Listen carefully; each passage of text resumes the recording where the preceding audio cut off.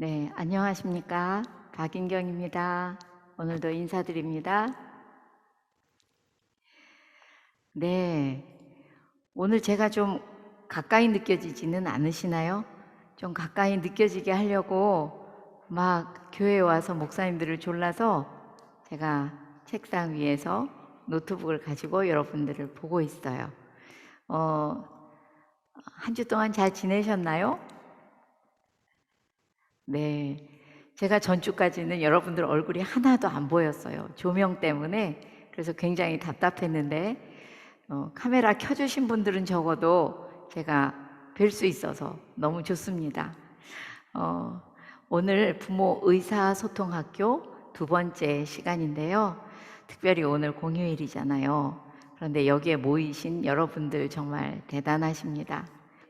여러분들의 그 간절한 소원이 하나님께서도 받으신 바 돼서 정말 하나님 자녀를 하나님의 뜻대로 잘 기르기를 소원하는 그 소원을 하나님께서 그냥 지나가지 않으시고 받아주시고 또 특별히 기억하셔서 은혜와 축복으로 내려주실 줄 믿고 또 저도 그렇게 기도하고 이곳에 왔습니다. 우리는 전주에 자녀들과 우리 자신을 좀 더 하나님의 관점으로 바라봐야겠다라고 말씀드렸어요. 하나님의 관점으로 바라보니 정말 우리는 우리 부모 자신도 사명자이고 굉장히 중요한 사람들이죠. 자녀들의 리더와 하나님 앞에서는 청지기로서 하나님의 자녀를 맡은 사람들입니다. 그래서 하나님과 그 말씀을 자녀들에게 힘있게 전해주고 보여주고 가르쳐줘야 하는 그런 사람들입니다. 또 자녀들도 하나님의 관점에서 보니 사명자라고 하죠.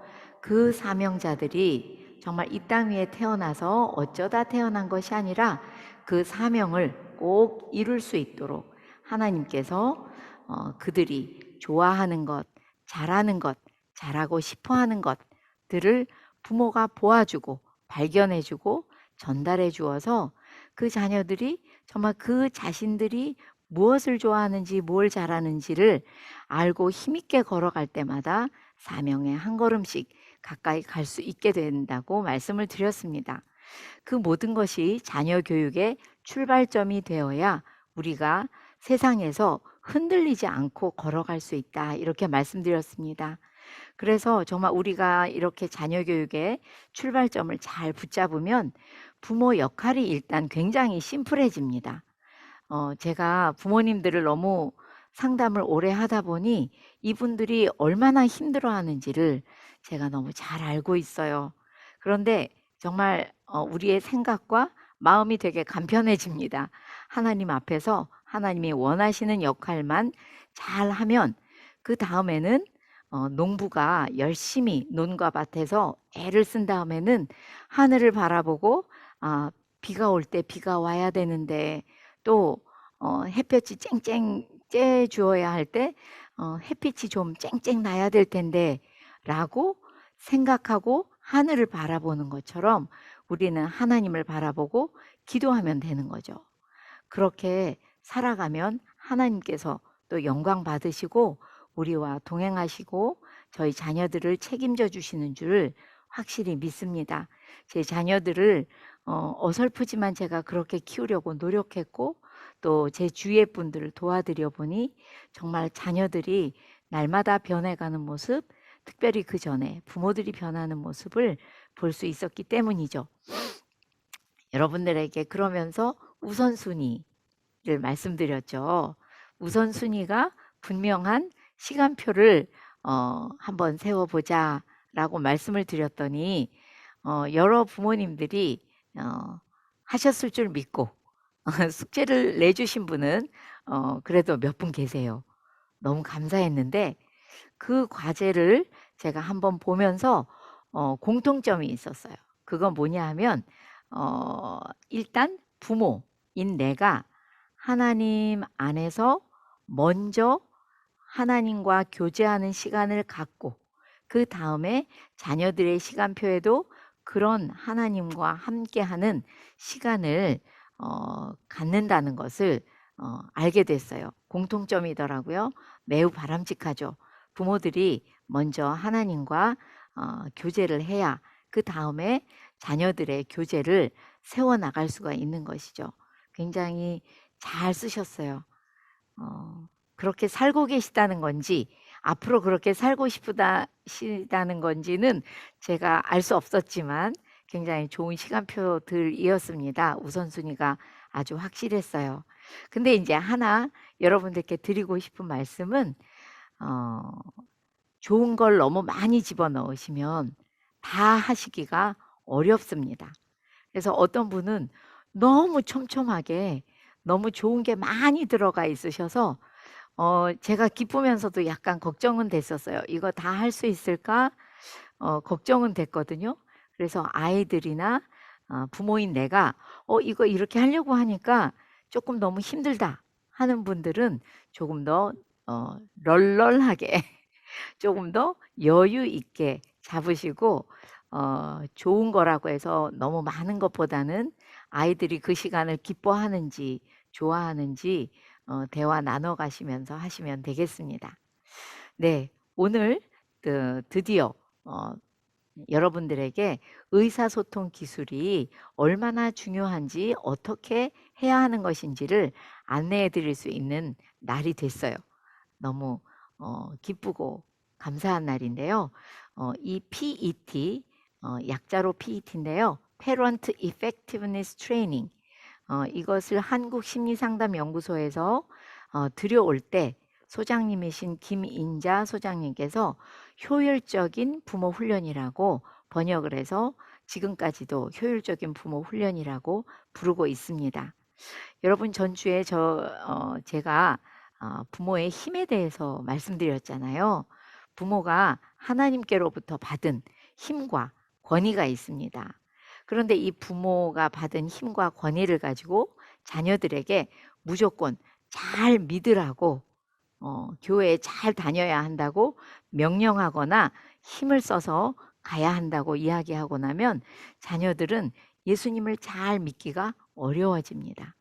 그런데 도리어 하나님께서 주신 힘과 권위를 가지고 내 자녀에게 정말 그들 앞에 무릎 꿇고 세족식을 하는 그런 자세, 그런 마음으로 그들 앞에서 겸손하게 그들 마음을 먼저 돌보아 주시고 좋은 관계를 가지셔서 그 마음 위에 하나님의 말씀과 하나님을 심어가고 돌보아 주고 자라게 하는 것, 그것이 우리한테 허락하신 그 힘을 아주 잘 사용할 수 있는 그런 방법입니다.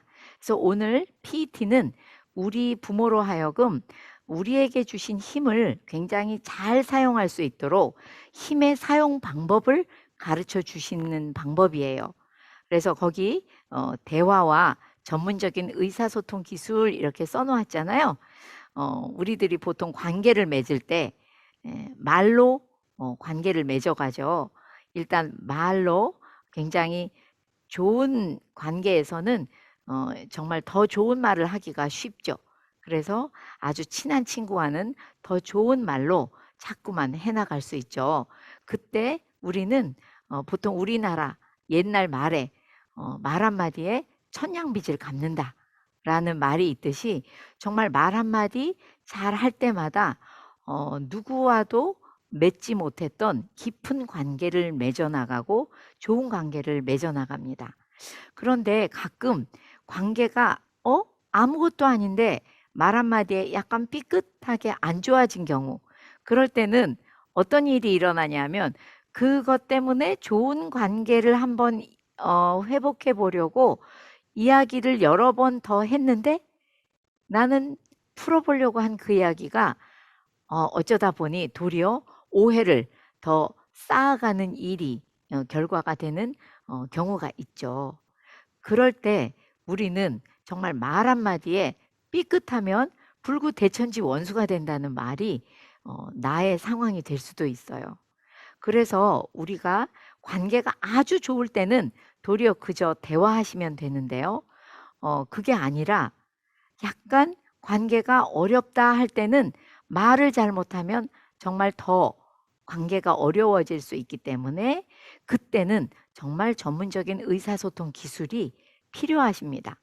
그때 전문적인 의사소통 기술이 우리한테 잘 훈련이 돼 있다면 참 좋은데, 그렇지 않다면 저도 상담하다가 이 부모님이 요 의사소통 기술만 알고 계셨어도 이런 엄청난 일까지 오지는 않으셨을 텐데 하고 제 마음이 안타까울 때가 있어요. 그래서 여러분들께 정말 부모님들이 집에 계시다 보면 자녀들과 너무 많은 말을 하게 되잖아요. 근데 그 말이 훈련되지 않은 말이고 내가 배운 적이 없는 그런 상황에서 이야기를 하시다 보니 내 의도와는 전혀 관계없이 굉장히 어려운 그런 상황이 될 수 있기 때문에 우리는 전문적인 의사소통 기술을 배워야겠다라고 말씀드리고 싶습니다. 그래서 거기 써 있는 것처럼 운전을 하려면 운전면허가 필요하듯이 자녀를 양육하는 부모에게도 면허가 필요하다라고 말씀드렸습니다. 정말 신기하게도요. 우리가 운전 처음 배울 때 너무 고생하잖아요. 특별히 저처럼 나이가 많아서 운전을 배운 사람들은 정말 울면서 배웠던 것 같아요. 배우기 싫어서. 그런데 운전을 배우고 나니 나이가 먹어서 제 다리에 힘이 없어도 얼마나 아무데나 잘 데려다 주는지 모르겠어요. 부모들도 마찬가지입니다. 처음에 여러분들 오늘 특별히 조금 어려우실 수도 있어요. 그런데 다음 주부터는 아이들이 변하고 또 부모가 변하는 재미나고 아주 효율적인 그런 변화들이 일어날 것입니다. 그래서 전문적이고 구체적인 의사소통 기술을 습득하는 것, 그것은 부모 면허 중에 첫 번째 부모 면허입니다. 이 첫 번째 부모 면허라는 것은 다른 어떤 것보다도 이것이 먼저 구비될 때 굉장히 효율적으로 다음 부모의 역할을 잘 해나갈 수 있다는 것이죠. 그래서 저의 부모 학교에서도 1학기가 바로 부모 의사소통 학교입니다. 자, 1번 첫 번째 PT 역사와 창시자인 토마스 고든 박사 이야기를 한번 해볼까 하는데요. 여러분들 카메라, 비디오를 켜셔도 되는 분들은 되도록 켜주세요. 제가 여러분들을 볼 수 있으면 굉장히 강의하는 데 도움이 됩니다.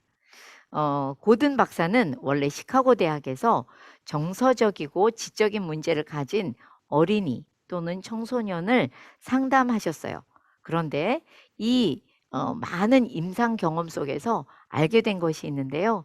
그게 뭐냐 하면 이 자녀들한테 일어나는 정서적인 문제, 특별히 예를 들어서 요새는 그 기준도 모호한 ADHD, 우울증, 이런 모든 정서적인 문제들이 생길 때마다 미국에서도 고든 박사를 찾아오는 아이들이 많았다는 거죠.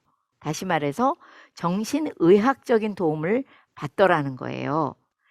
우리나라도 소아, 청소년 정신의학과 이런 데를 많이 찾아가시죠. 또는 치료센터 이런 데를 많이 찾아가세요. 그런데 사실은 그 아이들을 많이 다뤄보고 나서 보니 알게 된 것이 있답니다. 부모, 자녀 간의 인간관계에서 생긴 문제로 볼 때에 이 문제가 자녀들의 정서적인 문제가 아주 잘 해결이 되더라는 것이죠.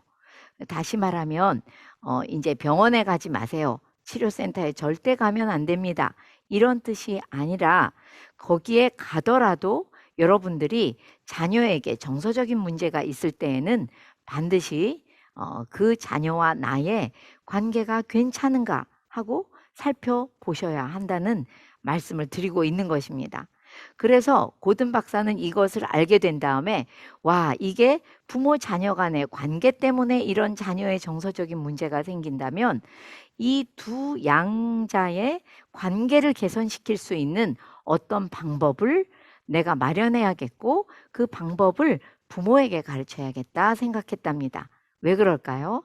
자녀들보다는 부모에게 힘이 있기 때문에 이 부모들에게 자녀 거를 어떻게 다루어야 하는지, 그 힘을 어떻게 써야 하는지를 부모에게 가르쳐 주셔야 되겠다라고 생각했다는 거죠. 그래서 정말 미국에서 놀라운 일이 벌어졌습니다. 첫째, 1962년에 토마스 고든 박사가 17명으로 시작을 했는데요. 1970년이 되니까 백악관 회의에서 전 국민들에게 공포를 했어요. 뭐라고 했냐면 이 PET는 현대 가정의 분열을 예방할 수 있는 놀라운 방법이다라고 말씀해 주셨어요. 그래서 정말 그때부터 이 1970년도부터 전 국가적인 그런 어떤 운동으로 많은 부모들, 그리고 많은 교사들, 그리고 많은 리더들을 가르치기 시작했어요.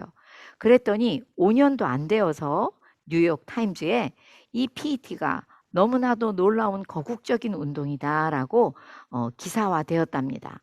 정말 이 일 때문에 고든 박사는 노벨 평화상을 3번이나 노미네이트 후보에 올라가셨고, 2차 세계대전이 끝난 지 얼마 되지 않았기 때문에 평화에 굉장히 관심이 많아서인지 평화상을 받지는 못했지만 3번 연달아 노미네이트가 되시고, 그러면서 미국에서 줄 수 있는 심리학자들에게 줄 수 있는 최고의 상을 받게 되었답니다.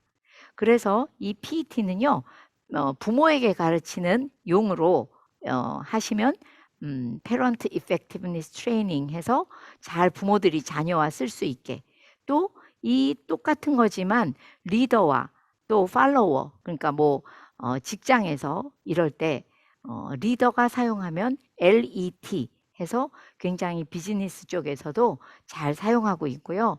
TET, Teacher Effectiveness Training 해서 선생님들이 자녀와 그러니까 학생과 또는 선생님이 보호자라고 해야 되나요? 학부모들과 대화할 때 굉장히 좋은 역할을 해주고 있습니다.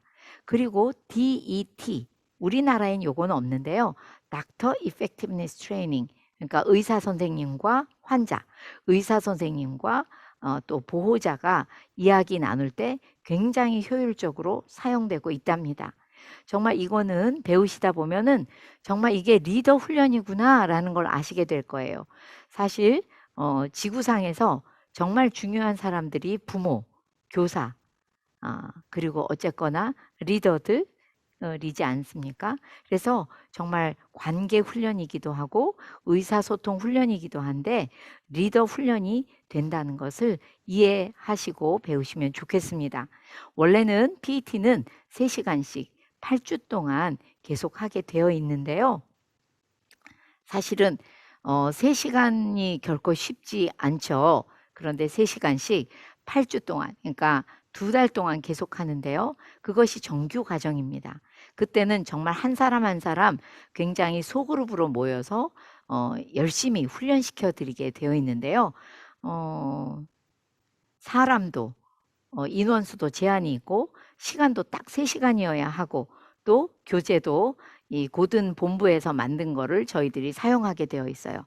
그러면서 훈련이 아주 잘 진행되는데요. 지금 우리가 하는 것은 정규 과정이 아니죠. 시간이나 모든 인원이나 교재가 정규 과정에 맞지는 않아요. 그렇지만 제가 소개 과정으로 한 2시간 강의를 할 수 있기 때문에 그 2시간짜리 강의를 최대한 정규 과정 비슷하게 만들어서 여러분들과 8주 동안 만나고 있는 거예요. 그러니까 만약에 어디 가셔서 나는 정규 과정, PET 정규 과정을 돈 안 내고 배웠다, 이렇게 이야기하시면 그 강사 누구냐? 그래가지고 저는 연구소에서 잘리게 되어 있어요. 그러니까 여러분들이 잘 기억하셔야 됩니다. 우리는 정규 과정은 아니고 소개 강좌지만 최대한 정규 과정에 가까운 소개 강좌를 여러분들한테 제공하고 있습니다. 이렇게 PET를 소개해 드린 이유는요. 이 PET가 정말 제가 저희 친정 식구들이 미국에 많이 살고 있거든요. 그래서 정말 갈 때마다 느끼는 게 어쩌면 그렇게 말들을 예쁘게 하는지, 이 사람들은 왜 말을 이렇게 예쁘게 하는 방법을 배웠지 생각을 했는데, 이들이 1960년도부터 배웠던 이 PET가 거국적으로 굉장히 열심히 가르쳐 주고 배우면서 형성된 것이다라고 느낄 수 있었어요. 바로 토마스 고든 박사가 이야기하는 대로, PET대로 이야기하는 모습들을 많이 봅니다. 우리도 조금 있다가 제가 내년쯤에는 여성가족부 있죠. 여가부에도 PET를 좀 더 건의해서 나라에서 조금 더 후원하고 싼 가격에 잘 훈련받을 수 있는 길을 열어볼까 생각 중입니다. 여러분들 먼저 배우시는 이 시간에 PET의 중요성, 또 이 역할에 광범위하게 미치는 어떤 역할을 배운 다음에 아주 광범위하게 미치는 영향을 잘 깨달으시고 시작하면 좋을 것 같습니다.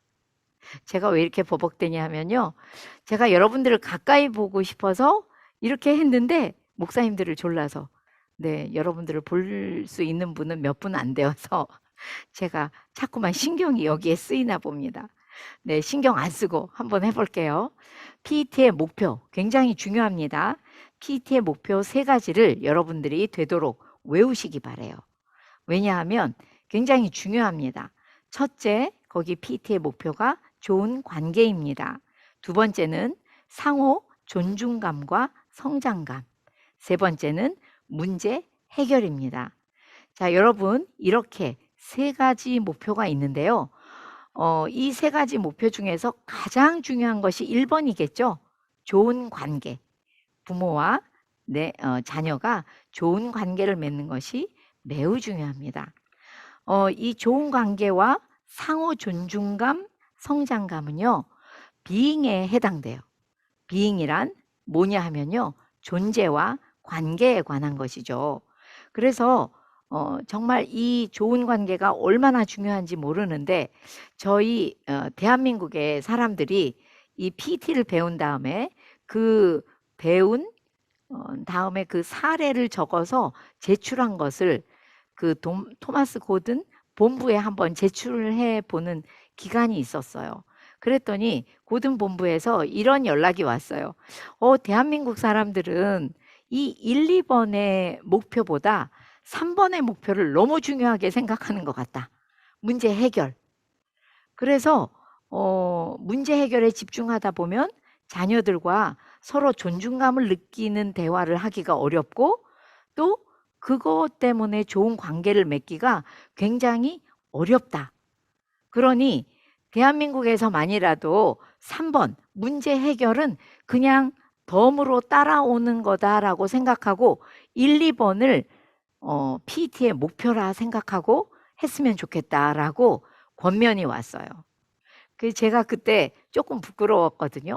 와, 우리나라 사람들이 이렇게 존재, 관계 이런 것을 중요하게 여기기보다는 문제 해결, 다시 말해서 doing에 굉장히 관심이 많고 이 doing에 아주 목숨을 걸은 사람들이구나라는 생각이 들었었어요. 예를 들면 아이가 아주 어린아이라면 어린이집에, 좀 더 큰 아이들이라면 학교에 가기 싫다고 하는 날이 있죠. 엄마, 나 학교 가기 싫어. 엄마, 나 어린이집에 안 갈 거야. 이런 날이 있잖아요. 그런데 우리가 어때요? 직장에 다니는 분들이면 더욱 마음이 급하니 빨리 어린이집 버스를 태우고 싶고 빨리 학교로 들여보내고 싶잖아요. 또 내가 직장에 다니지 않아도 많은 분들이 이럴 때 아이들이 학교 가기 싫어요, 어린이집에 가기 싫어요 할 때 그 아이들을 붙잡고, 아이고 오늘 학교 가기 싫어. 정말 싫어? 응. 네 엄마, 가기 싫어요. 아, 그렇게 가기 싫구나. 그 말을 들어주는 데는 사실 5분이 걸리지 않아요. 그럼에도 불구하고 우리는 어떻게 해서든지, 야, 그래도 가야지. 학생이 학교 안 가면 어디 가냐? 야, 어린이집에 가면 친구들 있잖아. 친구들. 얼마나 재미있어? 어서 가. 라고 이야기하면서 애들의 마음을 돌보지 못할 때가 너무 많아요. 문제를 해결하고 싶은 거죠. 그냥 빨리 보내고 싶은 거예요.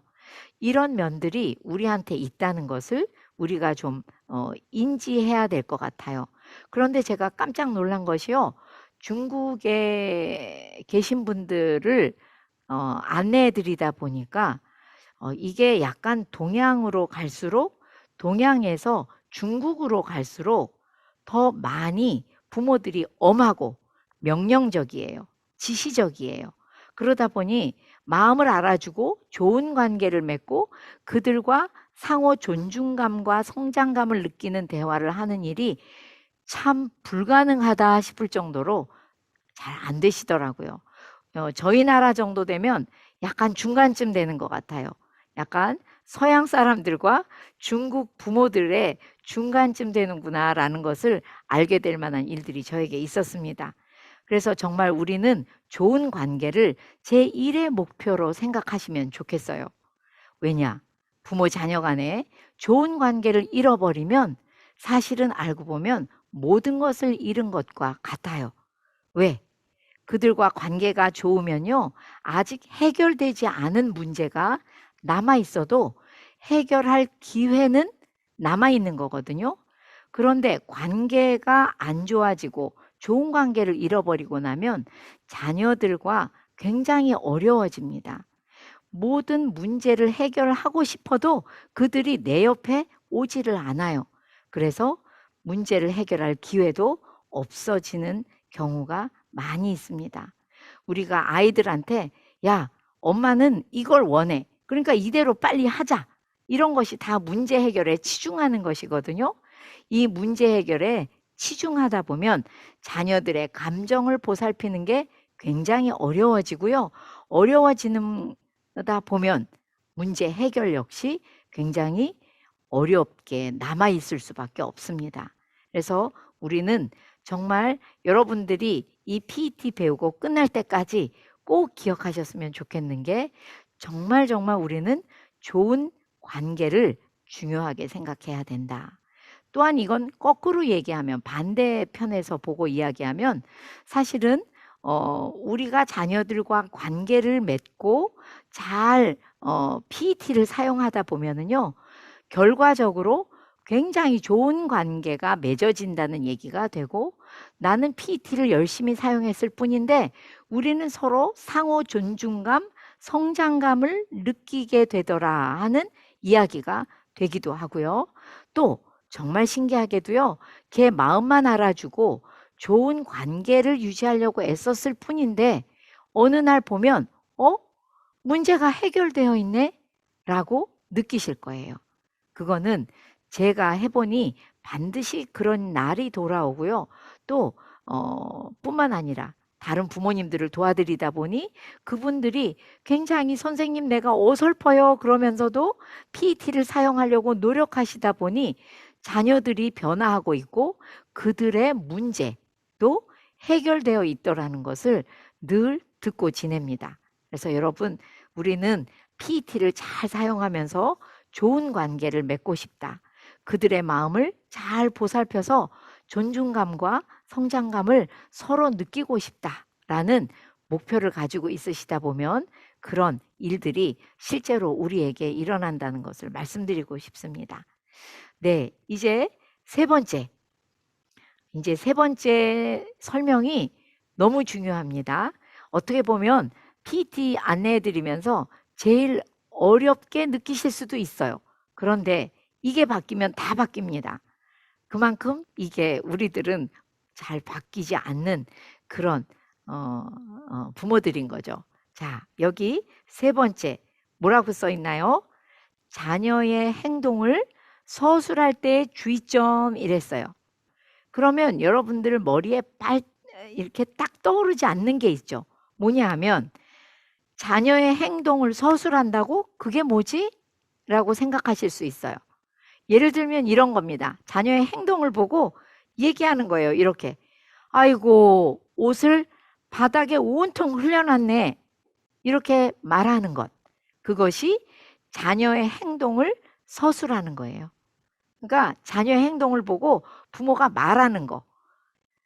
자녀의 행동을 보고 부모가 말할 때 뭘 조심해야 되는지 그거를 먼저 안내해 드려야만 PET가 순조롭게 시작이 될 수가 있어요.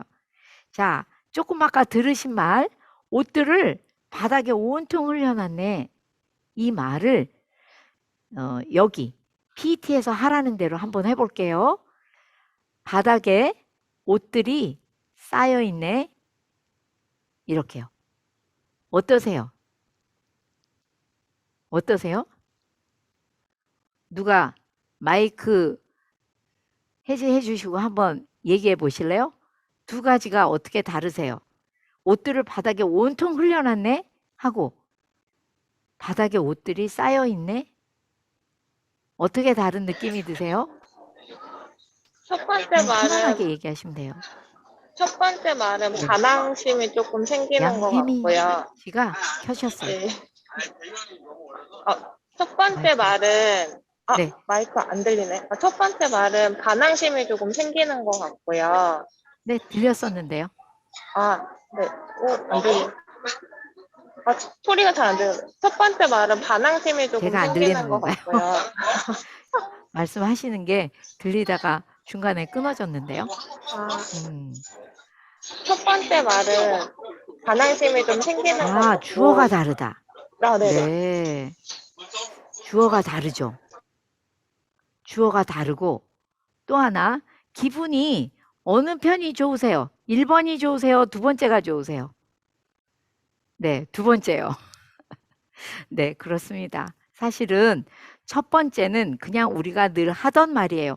아휴, 옷을 이렇게 바닥에 온통 흘려놓으면 어떡해? 이런 말 하잖아요.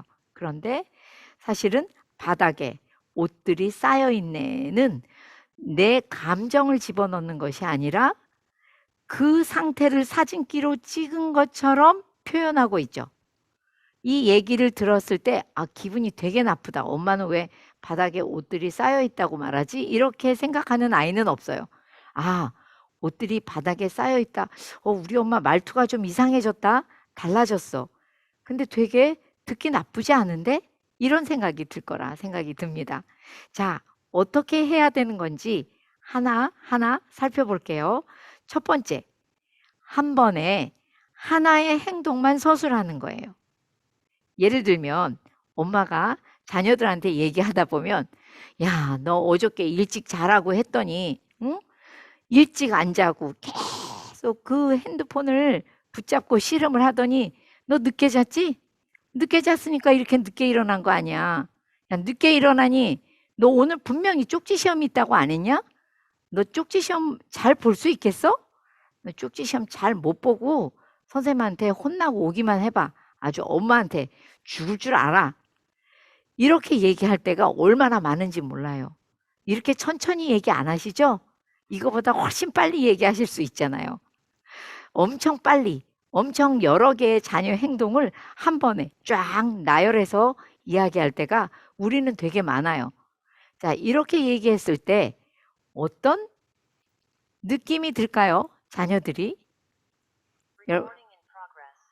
생각해 보세요. 어떤 느낌이 들 것 같아요? 아이들이. 오늘 엄마한테 진냥 혼났어. 어떤 분이 숨 막힐 것 같대요. 맞아요. 숨 막히죠. 그리고 정말 우리 엄마한테 뭔가 되게 혼났어. 뭔지는 모르겠는데 엄마가 여러 개 얘기했는데 하여튼 뭔가 내가 잘못했다는 거지. 기분이 안 좋다 아침부터. 이렇게 시작을 하겠죠. 네. 맞아요. 아이들이 뭘 잘못했는지 잘 모릅니다. 너무 여러 개를 얘기했기 때문에 이 아이들이 뭔가 엄마한테 쫙 얘기를 들었는데 그게 어떤 것에 대해서 엄마가 마음에 안 들었는지 알 수가 없어요.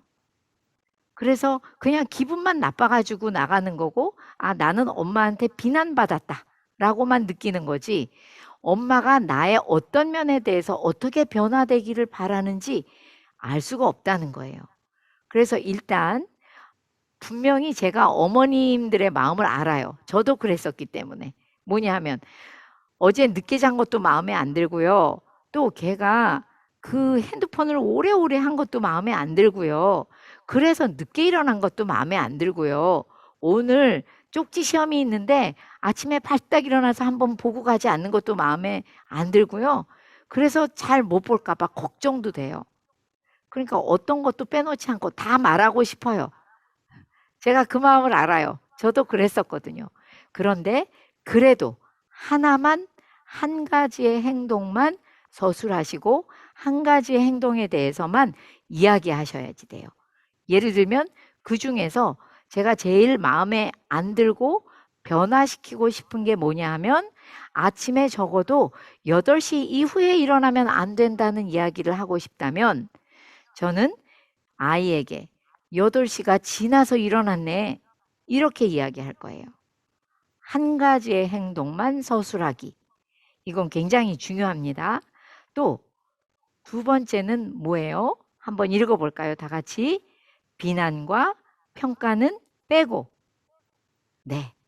그런데 비난과 평가가 의외로 빈도부사에서 잘 느껴져요. 야, 너는 맨날, 너 언제나 꼭 그러더라. 라는 식의 빈도부사가 굉장히 비난처럼 들리는 경우가 많아요. 그래서 일단 빈도부사를 자주 쓰지 않으셔야 돼요. 물론 똑똑한 아이들은요. 빈도부사를 쓰잖아요. 그럼 이렇게 말해요. 엄마, 나 맨날 안 그랬는데? 나 맨날 아니야. 나 며칠 전에 한 번 하고 오늘 하고 두 번째 하는 거야. 이렇게 이야기하는 아이들도 있어요. 사실 그렇게 말 못해도 아이들 마음속에서는 이 빈도부사가 굉장히 듣기 싫은 억울한 말이 되기 때문에 빈도부사를 되도록 쓰지 않으시면 좋겠고요. 또 하나 이제 마지막에 또 나오는데요. 비난과 평가가 느껴지는 말들이 되게 많아요. 예를 들면 야, 너는 이 방꼬라지가 맨날 이게 뭐냐? 이렇게 이야기하면 그 방꼬라지라는 말 한마디에 아이들은 되게 상처가 되겠죠. 비난을 받았다고 느낍니다. 나를 엄마가 항상 평가하고 비난한다 생각하면 아이들은 뭔가 엄마하고 대화할 때마다 위축되고 이야기하기 싫고 그러다 보니 아이들이 맨날 하는 대답이 그거잖아요. 아, 몰라. 이 몰라가 뭐예요? 아, 엄마, 얘기 그만해. 여기서 끊읍시다. 그 얘기예요. 왜? 엄마 얘기가 너무 듣기가 힘든 거예요. 1번, 너무 한 번에 여러 가지 행동을 얘기하고 2번, 나 맨날 하지도 않았는데 맨날 했다고 얘기하고 막 비난이 느껴지는 말들이 너무 많아서 아이들은 이 대화를 그때 제일 먼저 단절시켜 버리고 싶은 거죠. 그래서 우리는 비난, 평가, 야, 너 잘했다. 야, 이건 너무너무 잘 못했어. 사실은 이런 모든 평가가 잘했다는 것조차 아이들한테는 힘들 수가 있어요. 왜냐하면 잘했다 이럴 때마다 더 잘해야 될 것 같은 그런 느낌이 있어서죠. 아, 그러면 칭찬하지 말까요? 네, 칭찬보다 더 좋은 게 있다는 거를 여러분들이 앞으로 배우시게 됩니다. 지금은 안 배우셨으니까 하실 수 있으면 칭찬 많이 해 주시고요. 자, 세 번째. 구체적으로 서술한다 이렇게 나와 있죠. 이거는 뭐냐 하면요. 야, 너는 왜 이렇게 게을러? 이렇게 얘기하거나 너 애가 난폭해. 정말 너 왜 이렇게 애가 거칠어? 또 너 너무 늦었어. 너 너무 일찍 왔어. 이런 모든 표현들이 굉장히 추상적이에요. 엄청 추상적이죠. 왜냐하면 예를 들면 게으르다 하는 말을 쓰고 싶으실 때는 우리는 이제 앞으로 생각해야 됩니다. 내가 애가 언제 게으르다고 느끼는 거지? 내가 언제 애들이 게으르다는 생각이 들까? 한번 생각해 보셔야 돼요. 내가 언제 게으르다고 느끼지? 아, 얘가 아침에 8시가 됐는데도 안 일어날 때 게으르다고 느끼는구나. 그러면 게으르다라는 추상적인 표현 대신 아, 8시 전에 일어났으면 좋겠다라고 말하는 것이 좋겠죠. 또 아이를 지적을 하고 싶어도 8시가 넘어서 일어났네 라고 말하는 것이 굉장히 효과적입니다. 또 아, 애가 너무 난폭하다 느껴지신다면 나는 언제 아이가 난폭하다고 느끼는지를 생각해 보셔야 돼요. 그러니까 여러분 솔직히 말해서 여태까지는 내 입이잖아요. 그러니까 어때요? 그냥 막 말하면 돼요. 그냥 내가 말하고 떠오르는 대로 막 말을 하면 됩니다. 그런데 이제 PT를 배우시잖아요. 그러면 생각이 많아지셔야 돼요. 생각을 많이 하셔서 천천히 말하셔야지 돼요. 그래서 실제로 PT 훈련을 해드리다 보면 많은 부모님들이 이렇게 얘기해요. 우리 애들이요, 선생님, 엄마, 왜 이렇게 요새 말이 느려졌어? 그러고 말수가 굉장히 적어졌어. 이렇게 이야기한대요. 아주 잘하고 계신 거죠. 그래서 지금도 아이한테 난폭하다는 말을 하고 싶으면 조금 생각해 보세요. 내가 왜, 언제 난폭하다고 느끼고 그런 말을 쓰고 싶은가 생각해 보시면, 아, 나는 얘가 막, 집에 들어올 때 일단 막 신발을 벗어서 막 이렇게 흔들어 던지고 막 들어오더니 자기 짐을 쾅쾅 놓고 이럴 때부터 나는 그때부터 아이가 이거 왜 애가 이렇게 얌전하지 못하고 난폭한 느낌이 들지? 라고 생각하신다면 사실 그 모습을 보고 난폭하다는 건 너무 지나치거든요. 그래서 그냥 그대로 사진기로 찍은 것처럼 그 장면을 이야기해 주시면 돼요. 예를 들어서 이런 거죠. 아, 우리 아들은 신발을 제자리에 벗지 않고 막 던져서 저만큼에 벗어놓네. 또는 물건들을 쾅쾅 소리 나게 놓는구나. 이렇게 이야기하는 것은 맞지만 야, 너 난폭해 라고 이야기하는 것은 굉장히 비난과 평가가 들어가 있는데 도리어 비난과 평가는 듣고 아이의 마음은 상하는데 아이가 만약에 엄마와 관계가 좋아서 자기가 엄마가 좋아하는 대로 바꿔주고 싶다, 행동을. 그런데 뭐를 꼭 집어서 엄마가 마음에 안 들어 하는지는 너무 추상적이라 알 수가 없다는 얘기가 되는 거죠. 자, 또 하나, 야, 너 너무 늦게 왔어. 이런 얘기가 사실은 굉장히 힘든 얘기예요. 도대체 내가 늦었다는 건 언제부터 늦은 거지? 언제부터 제 시간이 되는 거야? 어려울 수 있어요. 그래서 어떻게 하면 되냐면요. 그 맨 밑에를 한번 읽어보고 제가 설명해 드리겠습니다. 맨 밑에 줄에 뭐라고 돼 있죠? 자녀의 행동을 사진기로 찍듯이 있는 그대로 보고 나의 선입견으로 보지 않기. 그래서 예를 들면 이런 거죠. 너무 늦었어 라는 말 대신 네가 나하고 8시에 만나기로 했는데 10시에 왔잖아. 이 얘기를 하시면 돼요. 10시에 왔네. 8시에 만나기로 했는데 10시에 왔네. 라고 말하는 건 괜찮아요. 그러니까 아이가 집에 들어올 때 야, 너 왜 이렇게 늦게 들어와? 이 말 대신 10시가 넘었네. 이렇게 이야기하시라는 거죠. 왜? 시계는 사진기로 찍은 듯이 보이잖아요. 볼 수가 있잖아요. 그래서 이제 우리는 늦었다, 너무 일찍 왔다, 이런 얘기는 시계로 설명할 거예요. 아, 7시가 넘었네. 이런 식으로. 7시에 만나기로 했는데 7시가 넘었네. 네가 그러니까 엄마하고 집에 들어오기로 약속한 시간이 있는 것이 좋겠죠. 무조건 네가 뭐 8시가 넘었네, 9시가 넘었네 하는 것보다는 약속된 시간이 있는 것이 이야기하기가 좋을 겁니다. 자, 저는 여러분들께 PT에서 가장 어려운 거를 오늘 지금 알려드렸어요. 설명하기도 어렵고 여러분들이 들으면서 이거부터 바꾸라 그러면 나 너무 힘든데 라고 생각하실 수도 있어요. 그래서 강사들 중에는 이거를 나중에 가르치는 강사도 있어요.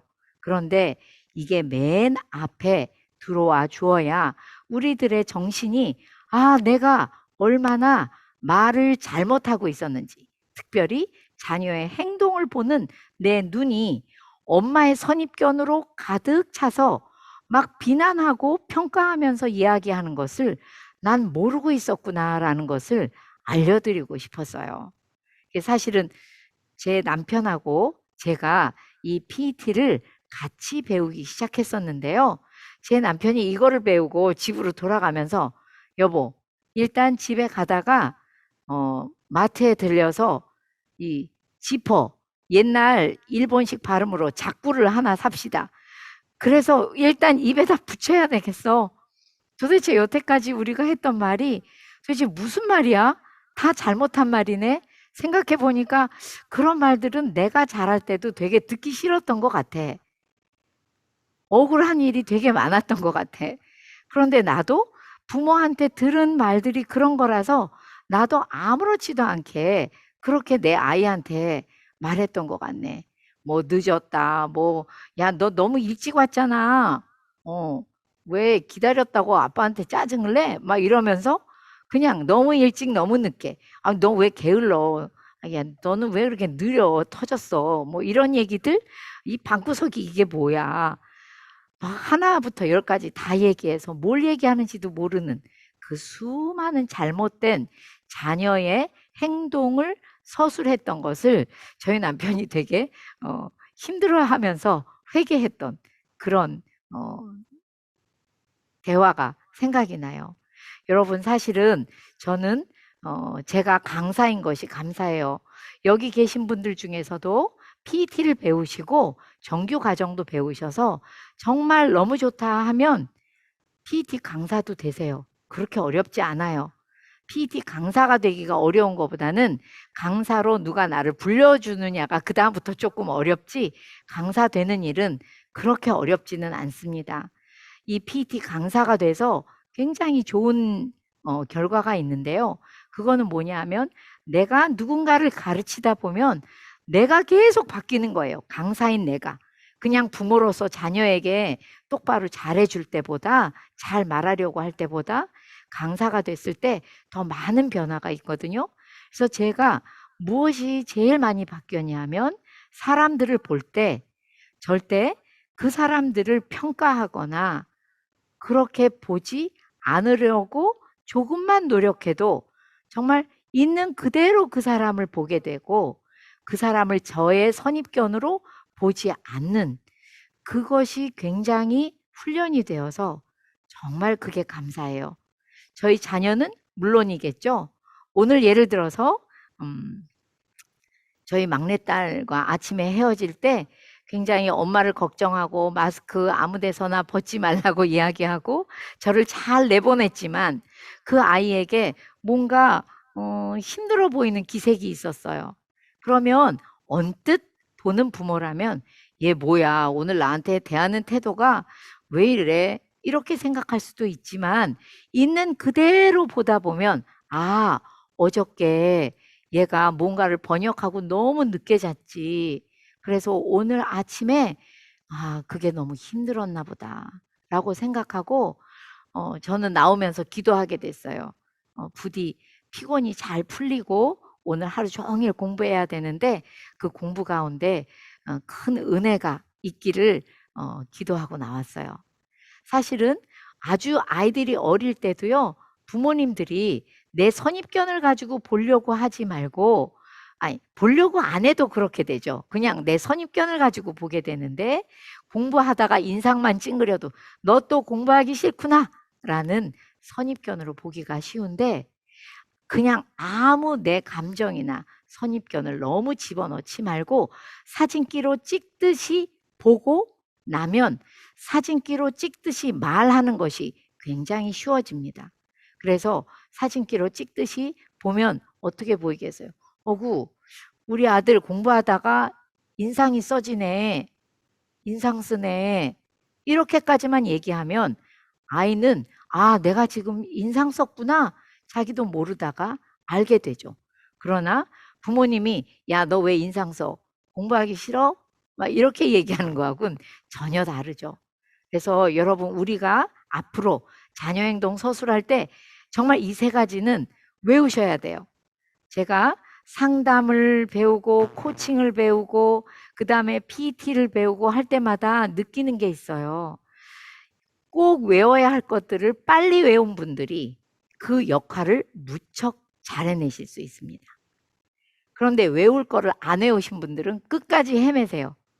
근데 반드시 외워야 되는 게 아까 좋은 인간관계를 우리의 목표, 첫 번째 목표로 삼으시라는 것과 바로 지금 이 세 가지예요. 한 번에 여러 가지 아이의 행동을 서술하지 말고 하나만 말하기. 또 비난과 평가를 빼고 이야기하기. 그것과 연관돼 있는 건데 추상적으로 설명하지 말고 반드시 구체적으로 자녀의 행동을 이야기해 주기. 그런데 그러려면 제일 중요한 한 단어만 기억하고 싶으시면 뭐냐면 자녀의 행동을 사진기로 찍듯이 보시고 사진기로 찍듯이 서술하시라는 거예요. 말씀하시라는 거죠. 이해가 되시죠? 어렵지만 이해가 되셨을 줄 압니다. 고개 끄덕여 주셔서 감사하고요. 자, 그러다 보면 우리의 관점이 바뀌기 시작해요. 아휴, 얘 가르치기 너무 힘들다. 얘 키우기 너무 힘들다 해서 자녀한테 내가 실수하지 않도록 뭔가 좀 더 겸손한 마음으로 너무 급하게 말하지 않고 자, 사진기로 찍듯이 말해볼까? 어떻게 말하면 사진기로 찍는 게 될까? 한번 보자 라고 생각하시게 될 겁니다. 제가 한 10분 쉬시고요. 지금 22분이거든요. 32분에 여러분들 다시 오시면 되겠고요. 32분에 다시 만나면 이제 예를 들어서 어떻게 하는 것이 사진 찍는 것처럼 자녀의 행동을 말하는 건지 설명해 드리도록 하겠습니다. 잠깐 쉬시죠.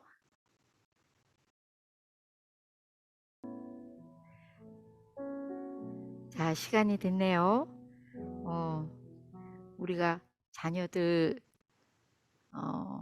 행동을 바라보는 눈이 굉장히 부모들의 어떤 가치 판단이 비난이 너무 가득한 채로 보다 보니까 있는 그대로 보기가 어려울 때가 많아서 도리어 아이들한테 비난이나 평가를 억울하게 돌려줄 때가 많죠. 그러다 보니 대화가 끊길 때도 많다 말씀드렸습니다. 근데 이제 말은 그렇게 거창하게 했는데 이제 우리가 평상시에 쓰는 말이 어떻게 잘못됐나를 한번 살펴보면 조금 더 재미나고 소소하죠. 예를 들면 이제 제가 저희 아이들한테 PET를 배울 때 잘못 썼던 말들을 한번 제가 몇 가지를 소개해 드려 볼게요. 이제 선생님이 써오라 그래서 제가 이제 제 자녀의 행동을 써봤어요. 그랬더니 맨 윗줄에 이렇게 썼습니다. 늦게 일어나더니 아침밥을 안 먹고 가네 이랬어요. 그러니까 뭐 이렇게 말했겠어요. 이거는 글자 문자화해서 이렇게 썼고 야, 너 늦게 자더니 아니, 늦게 일어나더니 아침밥도 안 먹게 가게 되잖아. 그러니까 일찍 일어나야지. 이렇게 연결이 됐겠죠, 분명히. 그래서 늦게 일어나더니 아침밥을 안 먹고 간다라고 글자로 썼더니 선생님이 이게 행동이 하나예요? 그렇게 물어보시는데 생각해 보니까 아침에 늦게 일어난 거 하고 또 하나 아침밥 안 먹은 거하고 두 개의 행동을 이야기하고 있죠. 그래서 아침에 늦게 일어났네 하나만 하던지 아니면 아침밥을 안 먹고 가네 하나만 하던지 또는 늦게가 아니라 아이고 7시가 넘어서 일어났네 라든지 사진기로 찍듯이 서술해야 된다고 지적을 받았던 기억이 있어요. 그래서 지금 여러분들 표정이 약간 심각하거든요. 어려우시죠? 나 이거 바꿀 수 있을까 하는 생각도 드실 수 있어요. 근데 정말 이제는 말씀하시기 전에 생각을 하고 가만히 있어봐. 사진기로 찍듯이 자녀의 행동을 보면 어떻게 보여야 맞나? 아, 일단 시계로 설명하자. 시간은 7시가 넘었네. 또는 밥을 안 먹고 간다는 얘기를 하고 싶으면 늦게 일어난 얘기는 하지 말고 밥을 안 먹고 가네. 밥을 안 먹고 가면 어떻게 해? 이 정도 얘기할 수 있다는 거죠. 또 하나는 제가 이렇게 얘기했어요. 방에 모든 물건이 어질러져 있다. 뭐가 좀 귀에 거슬리세요? 어질러져. 걔가 어질러 놨어요. 걔는 그냥 물건을 거기다 다 놨어요. 걔 입장에서는 물건을 그냥 놓은 거죠. 근데 우리는 어질러 있다.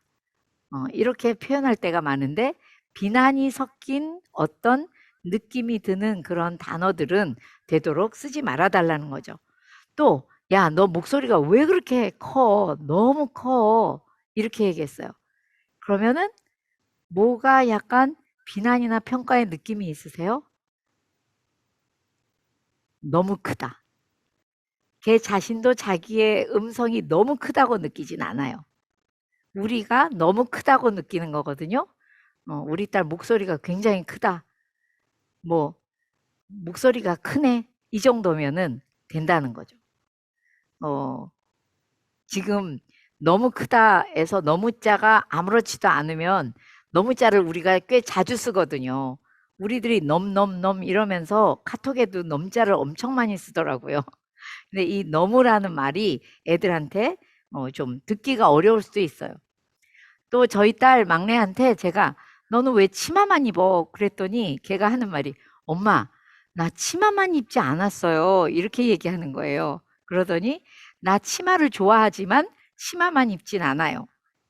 자, 여러분들 치마만 입네, 뭐만 하네 하면서 만자 많이 붙이시죠? 이것도 애들이 억울할 때는 굉장히 억울한 이야기입니다. 또 TV를 너무 가까이에서 보네? 이것도 사실은 사진기에 안 찍히죠. 너무 가까운 게 어디서부터 너무 가까운 거예요. 그러니까 사실은 소파 앞에 여기까지 앉아서 봤으면 좋겠다라고 엄마가 평상시에 해놓은 이야기가 있어야 소파 앞에보다 훨씬 앞으로 나가서 보네?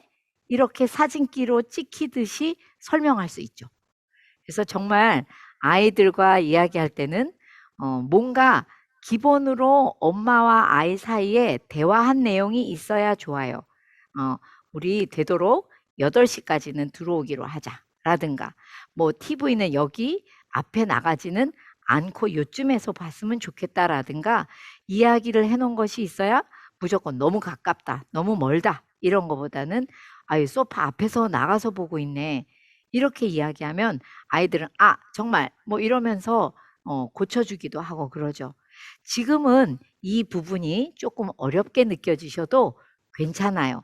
사용하지 않으셔도 괜찮아요. 왜냐하면 이제 부모가 말할 차례 때 나전달이라는 걸 배우시는데 그때 이것이 너무 요긴하게 쓰입니다. 그러면 그때 배울 걸 잘못했나 생각하실 수도 있는데 지금 내가 자녀를 바라보는 눈에 비난이 없기를 평가가 너무 많지 않기를 바라는 마음에서 먼저 말씀드렸어요. 자, 이제 두 번째 페이지로 넘어가셔서 4번을 한번 보시죠. 자, 우리가 자녀를 바라보는 관점이 좀 더 있는 그대로 평가 많이 하지 않고 보기로 했다면 이제 네 번째에서는 문제 소유 개념이라는 걸 배우실 거예요. 문제 소유 가리기 하고요. 이것도 아마 여러분들한테는 생소한 말일 겁니다. 문제 소유는 이런 거예요. 거기 써놨죠. 그림 밑에 뭐라고 써 있냐면 문제 소유는 뭐하고 똑같냐면 감정이 불편한 상태, 감정이 힘든 상태를 이야기하는 거예요. 그러니까 예를 들면 나 문제 소유했어요. 이렇게 이야기하면 내가 문제가 많아요. 이런 뜻이 아니라 나 지금 감정이 힘들어요. 마음이 불편해요. 이 얘기가 되는 거죠. 우리 아들이 지금 문제 소유했어요. 그러면 우리 아들의 감정이 지금 되게 불편해 보여요. 우리 아들의 마음이 뭔가 힘든 것 같아요. 이런 뜻이에요. 그래서 지금부터는 문제 소유했다 그러면 그 사람은 되게 감정이 힘들구나, 마음이 힘들구나, 불편하구나 라고 생각하시면 되겠어요. 자, 우리 지금 같이 생각해 볼까요? 오늘 남편이 꽃을 들고 들어왔어요. 웬일일까요? 환한 얼굴과 함께 당신 생각나서 꽃 사가지고 왔다. 누가 문제 소유할까요? 문제 소유하는 사람이 있어요? 없죠. 너무 좋죠. 물론 가끔가다 어떤 분들은 이 비싼 꽃을 왜 사왔냐 그러고 화내는 분도 계시지만 사실은 그런 특별한 분들 빼고는 꽃 사가지고 들어왔다면 문제 소유할 사람은 없어요. 그런데 이번에는 남편이 들어와 보니까 아내가 내가 좋아하는 음식을 만들고 있어요. 벌써 내가 좋아하는 음식 냄새가 나고 있어요. 그러면 문제 소유할 사람이 있나요? 없어요. 그런데 아내가 요리를 하고 있는데 남편이 이렇게 말해요. 야, 인제 밥하냐?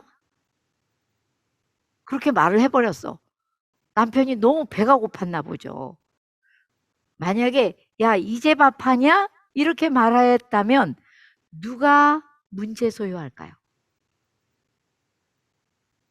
아내가 문제 소유하겠죠? 아내의 감정이 불편해질 거 아니에요. 지금부터 우리가 기억해야 되는 건 지금 누구가 마음이 불편하지 하는 것을 꼭 생각해 보고 말하려고 해요. 토마스 고든 박사가 굉장히 탁월한 것 중에 하나가 이 바로 문제 소유 가리기예요. 다시 말해서 누구의 마음이 힘들지 하는 생각을 해보지도 않고 말하는 것이 얼마나 위험한지를 고든 박사는 늘 이야기하고 있어요. 그래서 아까 난 열심히 밥하고 있는데 남편이 들어서 야, 인제 밥하면 어떻게 나 배고프단 말이야. 이렇게 말하고 나면 물론 남편도 배가 고프니까 문제 소유하고 들어왔다고 해도 맞겠어요. 그런데 그 말을 듣는 순간 아내도 문제 소유를 하게 되죠. 그죠? 문제 소유 개념을 지금 설명하고 있는 겁니다. 그래서 우리가 자녀들한테도요. 열심히 숙제하고 있는데 야, 너 하루 종일 뭐 하고 인제 숙제하냐? 이 말은 어떤 기분이 들까요? 엄청 마음이 힘들어지죠. 하던 숙제 안 하고 싶은 그런 마음이 들고 문제 소유하게 되는 그런 상황이 될 겁니다. 그래서 지금 우리가 제일 자녀들의 마음을 잘 헤아려 볼 수 있는 방법은 남편이 나한테 또는 아내가 나한테 어떤 말을 했을 때 그 말 되게 기분이 안 좋은데 하는 말들을 아이한테 대입해 보면 아, 그래. 걔가 내가 숙제할 때 야, 너 인제 숙제하면 어떡하니? 라는 말 같은 거 되게 기분이 나빴겠구나 라는 것을 얼마든지 알 수가 있겠죠. 자, 그래서 우리는 이제 문제 소유했다 그러면 그 사람이 감정이 불편한 거다라고 알게 될 거예요. 그다음에 문제 소유 가리기라는 게 있어요. 거기. 그거는 쉬운 말로 그 옆에 써놨죠. 한번 읽어보시죠. 부모와 자녀 중에서 누구의 감정이 힘들지? 라는 것을 가려보라는 거예요. 이거 굉장히 중요하고 사실은 제가 그렇게 교육학을 좋아서 재미나서 배워봐도 교육학이 뭐가 신통한 게 없는 것 같았지만 사실은 이 점이 매우 중요합니다.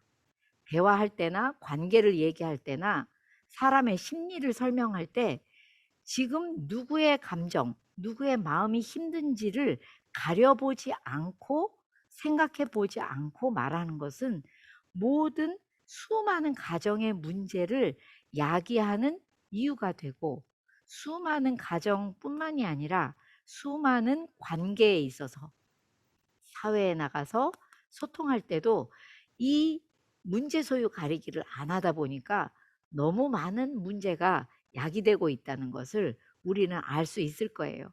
사실은 그 사람이 힘든 줄 알았으면 그것을 살펴봤다면 내가 이런 말은 안 했을 텐데 아무 생각 없이 늘 말하던 대로 말하고 나니 그 사람은 너무 힘들어하는 경우를 우리는 많이 볼 수 있고 또 반대로 저 사람은 내가 얼마나 힘든지 몰라서 그냥 아무 얘기나 했는데 나는 진짜 저 사람하고 다시는 말하고 싶지 않은 그런 경우가 생기기도 한다는 것이죠.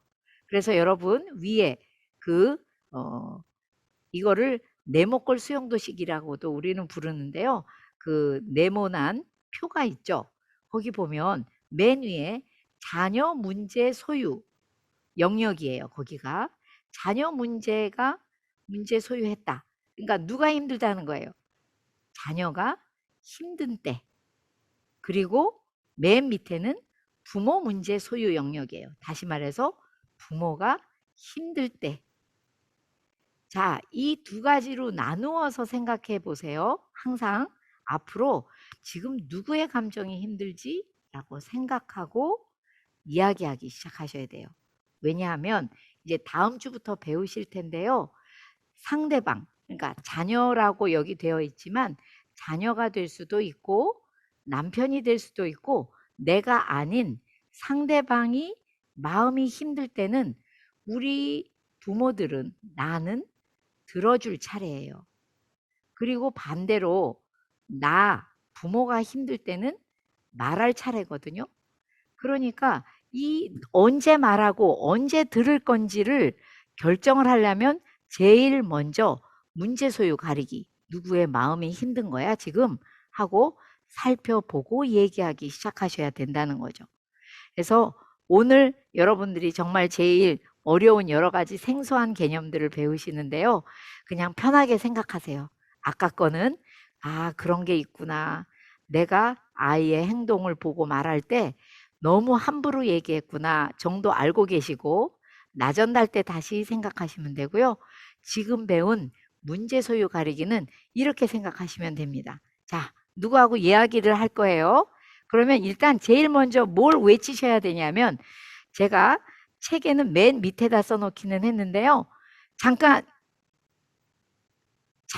스톱을 하셔야 돼요. 말하기 전에 하셔야 돼요. 왜? 말을 일단 하기 시작하면 옛날에 내가 하던 말에 습관이 있어서 벌써 옛날에 하던 말대로 다 해버렸어요. 그렇기 때문에 이미 제가 주고 싶지 않던 상처가 제 자녀에게 또 배우자에게 막 날아가 버린 다음이기 때문에 일단 제일 먼저 우리 앞으로는 대화하려면 잠깐만 스톱 이렇게 아직 말하지 말아 봐봐 나한테 이야기하는 거죠. 그리고 나서 지금 누가 누구의 마음이 힘들지? 라는 것을 생각해 보라는 거예요. 이게 먼저 생각이 되어야 그 다음 말을 하실 때 내가 말할 차례인지 들을 차례인지 알고 배운 대로 말하거나 들을 수 있기 때문에 그렇죠. 그래서 이렇게 자녀가 힘든 자녀 문제 소유 영역일 때도 있고 부모가 힘든 부모 문제 소유 영역일 때도 있는데 참 감사하게도 그 가운데 문제 없는 영역이라는 게 있죠. 너무 감사하죠. 이 문제 없는 영역이 정말 소중한 시간이에요. 이건 뭐냐면 부모인 나도 굉장히 편안하고 자녀도 편안한 상태. 아주 좋을 수도 있고 그냥 편안한 보통 정도일 때를 문제 없는 영역이라고 해요. 부모도 괜찮고 자녀도 좋은 거예요. 요때를 문제 없는 영역이라고 하는데 이 문제 없는 영역을 우리는 굉장히 중요하게 생각해야 돼요. 또 중요하게 사용하셔야 됩니다. 예를 들면 이런 거죠. 문제 없는 영역에서 예를 들면 이런 때가 있겠죠. 엄마하고 아들하고 같이 오늘 왠지 기분이 나쁘지 않아요. 그래서 그럴 때 아들은 아들 방에서 뭐 음악을 듣든지 뭘 하고 있고 나는 내 방에서 뭔가를 하고 있는데 왜 이 고요하고 기분 좋은 상태가 쭉 지속이 됐으면 좋겠다라고 생각할 때마다 요즘 부모님들이 아이하고 떨어져 있고 싶어 해요. 그래서 많은 부모님들이 이런 얘기를 많이 하십니다. 선생님, 나는 애 양육하는 시간, 애하고 같이 있는 시간이요. 너무 힘이 들어요. 그리고 시간이 아깝다고 생각이 들 때도 있어요. 그래서 그 아이하고 지내는 시간이 좀 조용해서 내가 필요 없다 싶으면 저는 빨리 친구를 만나러 나가거나 뭔가 저를 위해서 뭔가를 하러 나가고 싶을 때가 많아요. 이런 얘기를 많이 듣거든요. 그만큼 지쳐 있다는 거죠. 자녀 양육에. 그런데 여러분 아주 아이들이 어릴 때 정말 엄마가 나한테 집중해 주기를 원하고 많이 소통하기를 원한다고 전주에 말씀드렸죠? 근데 오해하지 마세요. 커도 계속 원해요. 그런데 우리 애는 안 원하는 것 같은데요? 그러면 걔는 어쩌면 엄마한테 원하는 소통이나 집중을 받아보지 못해서 포기했는지도 몰라요. 사실은 마음속에서는 아이들은 엄마가 나한테 관심 가져주기를, 나한테 집중해 주기를 되게 원해요. 그런데 그러기 가장 좋은 시간이 바로 문제 없는 영역이에요. 이때 너는 너고 나는 나고 떨어져 있자. 이러지 마시고 요때 기분 좋을 때 서로 굉장히 중요한 시간을 가지셔야지 돼요. 요때 다른 것보다도 아이와 즐거운 대화를 저축하셔야 돼요. 요거 다음 주 한 페이지 넘기시면 거기에 써 있긴 한데요. 아주 즐거운 대화를 저축을 해 놓으셔야 돼요. 왜?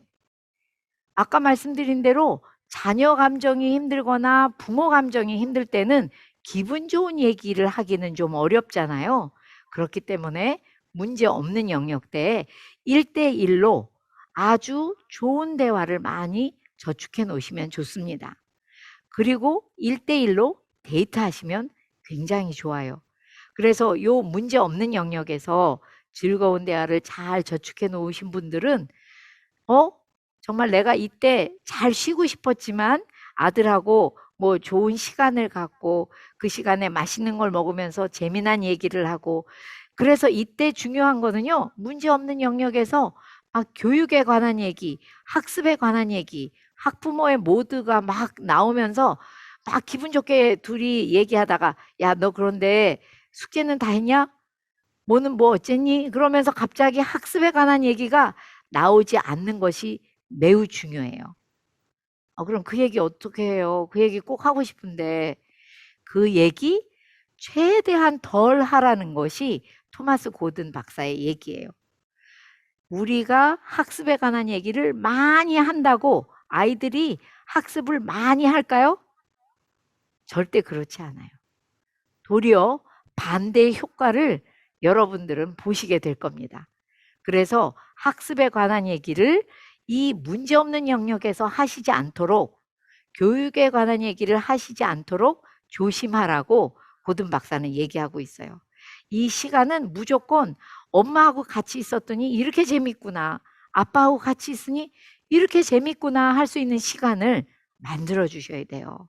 그래서 저는 이렇게 얘기합니다. 이 문제 없는 영역에 일부러 문제 없는 영역을 만들어서라도 재미있는 시간을 가지셔야 돼요. 저는 큰딸을 키우다 보니까 걔가 막 고등학교 때 공부하느라고 애쓰고 힘쓰는 모습이 안쓰러워서 제가 그 아이한테 이런 얘기를 한 적이 있어요. 예은이는 뭐 할 때가 제일 좋으니? 그랬더니 엄마, 나는 요새 공부할 때 스트레스 쌓이면 엄마하고 저기 사우나 가는 게 너무 좋아. 거기 찜질방 같은 데 가서 맛있는 거 먹고 이런 거 너무 좋아.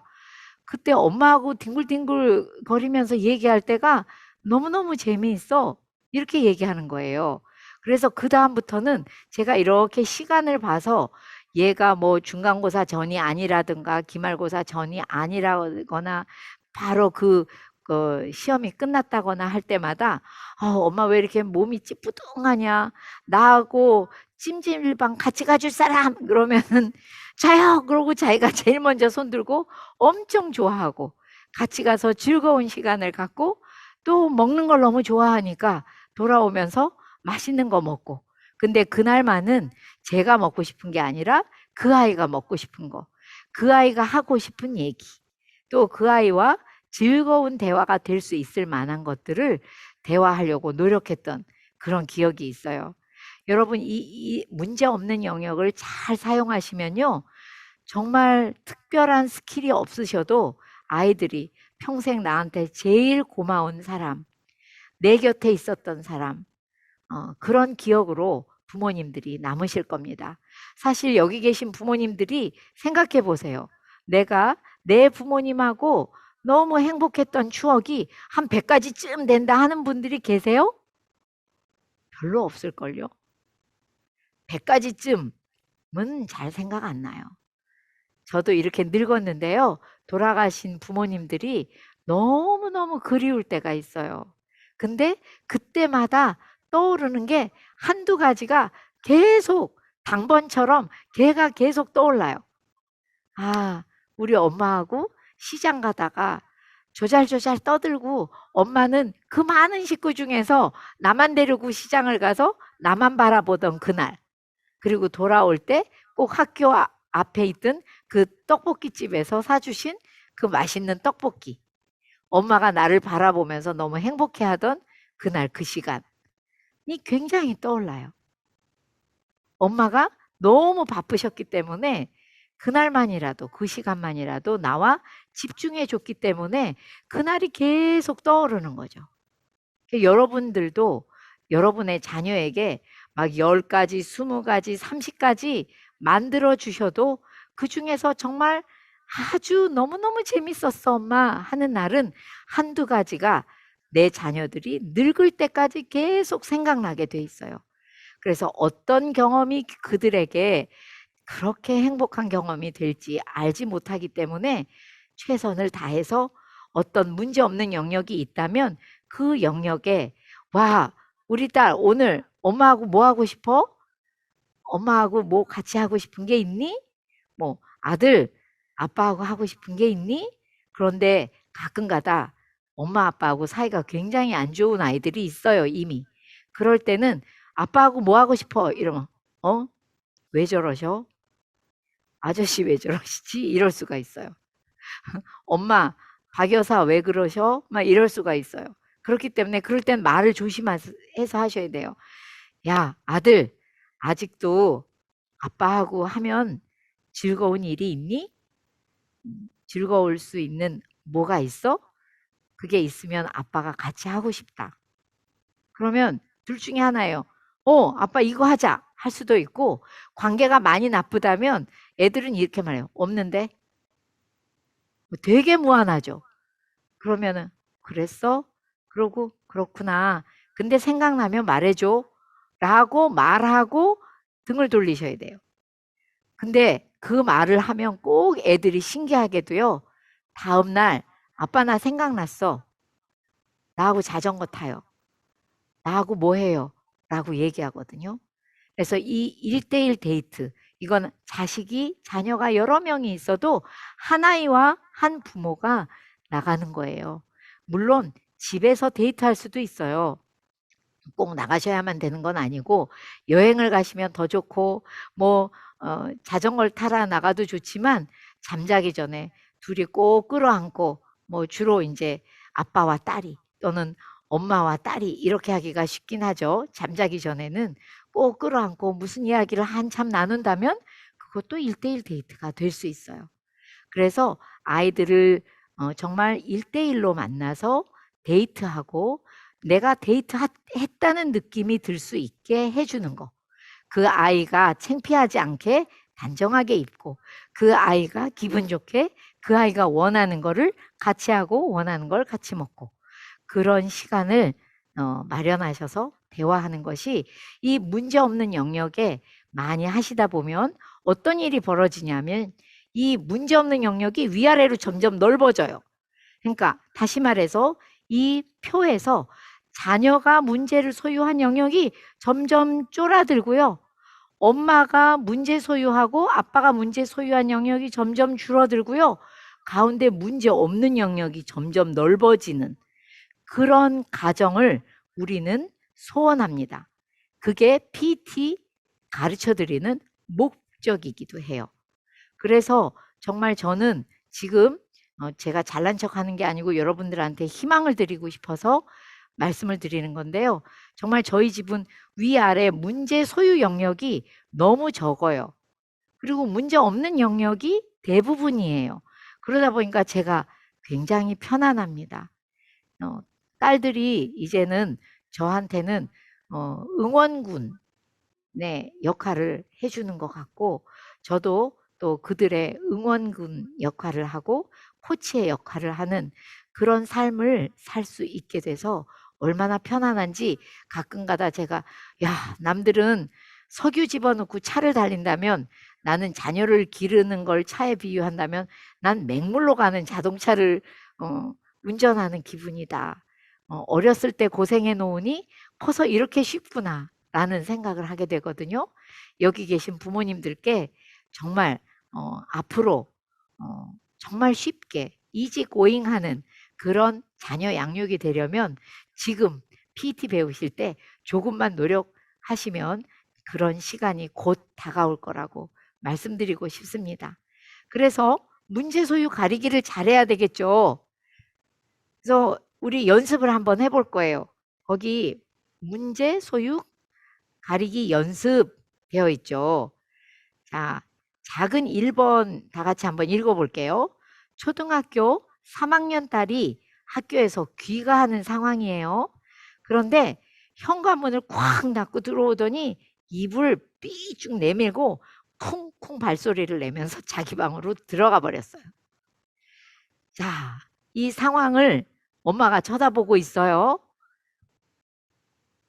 어때요? 누가 문제 소유한 것 같아요? 누구의 감정이 힘든 것 같아요? 자녀라고 생각하면 이렇게 생각하시고 부모라고 생각하시면 이렇게 한번 해보세요. 자, 자녀의 마음이 힘든 것 같아요 하는 분은 이거. 이거 부모가 힘들 것 같은데요? 하면 엄지손가락. 어디? 손가락 좀 보여줘 보세요. 네. 손가락을 보여주시는 분들은 거의 다 자녀가 힘들다라고 생각하고 계세요. 맞았어요. 사실은 다른 분들도 한번 볼게요. 한번 계속 들고 계셔 보세요. 네. 사실은 네. 감사해요. 정말 자녀가 문제 소유한 거 맞아요. 그런데 지금 손은 표시 안 하셨지만 그때마다 그건 나도 힘들 것 같은데요, 부모도? 라고 생각하시는 분 계시죠? 네, 그분은 조금 이따 제가 설명해 드릴게요. 굉장히 중요한 거예요. 자녀가 힘들 때 자녀가 힘든 걸 보고 나도 힘들어요. 항상 그래요. 하는 분들은 조금 이따 설명해 드릴게요. 자, 작은 2번 또 한번 읽어볼게요. 초등학교 4학년 아들이 태권도장에서 귀가하는 상황이에요. 근데 현관문 앞에 딱 가방을 놓더니 씩씩하게 자기 방으로 걸어 들어가면서 뭐 거실에서 벌써 벨트 풀르고 도복 벗고 이러고 어디다 벗었는지도 모르고 걸어 들어가고 있어요. 자, 이거 누구의 감정이 힘들까요? 누가 문제 소유할까요? 자녀일까요? 부모일까요? 아까처럼 손가락 표시해 줘 보세요. 네. 다들 잘하시네요. 맞아요. 애는요, 뭐 들어오면서 아무 생각이 없기 때문에 문제 소유가 아니고요. 문제 소유 안 한 정도가 아니고 아무 생각이 없기 때문에 어떤 어머니는 이렇게 드셨는데 자녀가 힘든 거죠. 아무 생각 없이 가방 놓고 웃돌이 벗고 벨트 풀고 아무 생각이 없어요. 문제 소유하지 않았어요. 감정 안 힘들어요. 그냥 벗어넣는 거예요. 별 생각이 없어요. 근데 그거를 보고 있는 부모는 굉장히 힘들 수가 있는 거죠. 저거 내가 치워야 할 것 같은 느낌이 들어서 결코 마음이 편하지 않아요. 네. 그래서 부모 문제 소유라고 봐야 됩니다. 자, 3번. 초등학교 2학년 딸이 학교에서 귀가하는 상황이에요. 근데 얘가 이렇게 말합니다. 들어오면서 엄마, 내 뒤에 있는 걔는 꼭 조폭 같아. 이렇게 말하고 들어와요. 그거를 보고 자, 누가 감정이 힘든 거예요? 스톱! 아직 말하지 마봐. 누구의 감정이 지금 힘든 거지? 생각해 보세요. 네. 자녀라고 하신 분들이 몇 분 계세요? 많아요? 네. 부모라고 생각하는 분 안 계세요? 있으실 수도 있어요. 네. 사실은 얘는 학교에서부터 힘든 거예요. 그죠? 얘가 문제 소유한 거 맞고 어떤 우리 남자 성도님처럼 아이가 힘이 든 거 맞는데 문제 소유한 거 맞는데 부모도 한 거 같아요 라고 생각하시는 거죠. 예, 그럴 수 있어요. 그런데 조금 이따 말씀드릴게요. 자녀도 힘든데 부모도 힘들어질 것 같아요. 네, 그럴 수 있어요. 근데 먼저 문제 소유한 사람을 문제 소유했다고 우리는 생각할 겁니다. 이거를요, 강사님들도 헷갈리세요. PT 강사들도. 근데 누가 먼저 문제 소유했느냐가 굉장히 중요해요. 요새 그 암도요, 찾아내다 보면 의사 선생님들이 그러거든요. 어디서 시작한 암인지 알아야만, 그걸 알아야만 고칠 수 있대요. 근데 어디서 시작했는지 모르는데 이미 다른 데도 전이가 돼 있어서 어디서 시작했는지를 찾아낼 수가 없으면 그 암 고치기가 매우 어렵답니다. 우리도 마찬가지예요. 지금 누가 제일 먼저 문제 소유했느냐를 알아야 대화하기가 쉬워져요. 그래서 우리는 자녀가 먼저 학교에서부터 문제 소유하고 왔으니까 자녀 문제 소유라고 볼 거예요. 자녀가 힘들다라고 볼 겁니다. 자, 마지막 4번. 아빠가 청소하고 있는데요. 5살 아들이 청소기 플러그를 전원에서 뺐다 꽂았다 뺐다 꽂았다 깔깔대면서 재미있어 하고 있어요. 자, 누가 문제 소유할까요? 누구의 마음이 힘들어요? 그렇죠. 네? 자녀가 힘들어요? 자녀가 힘들다는 분도 계시긴 하다. 자녀가, 다시 하셨어요. 네. 부모가 힘들겠죠. 부모 문제 소유해요. 왜냐하면 이거 얼른 청소하고 다른 일을 그 다음에 해야 되는데 얘 때문에 붕 하다 보면 또 꺼지고 붕 하다 보면 또 꺼지고 한다면 분명히 부모가 문제 소유할 겁니다. 네. 이런 식으로 문제 소유 가리기는 여러분들이 앞으로도 잘 연습하셔야지 돼요. 자, 이때 우리가 위에 번호를 한번 써볼게요. 그러니까 아까 그 네모난 표에서 자녀가 힘든 상황, 자녀 문제 소유에는 몇 번 몇 번이 들어가는 거예요. 그러니까 아이가 문을 쾅 닫고 들어오더니 입을 내밀고 자기 방에 들어갈 때, 얘가 굉장히 감정이 힘들구나. 또 3번, 엄마 내 뒤에 있는 애 조폭 같아. 막 이러고 막 꼭 울 것처럼 들어왔다면 1번하고 3번이 자녀 문제 소유가 되겠죠. 그리고 2번과 4번은 부모가 문제 소유한 상황이 될 겁니다. 자, 여러분들이 이렇게 문제 소유 가리기를 잘 하셔야만 내가 들을 건지 말할 건지 다음 주부터 이제 드디어 자세하게 들어갈 건데요.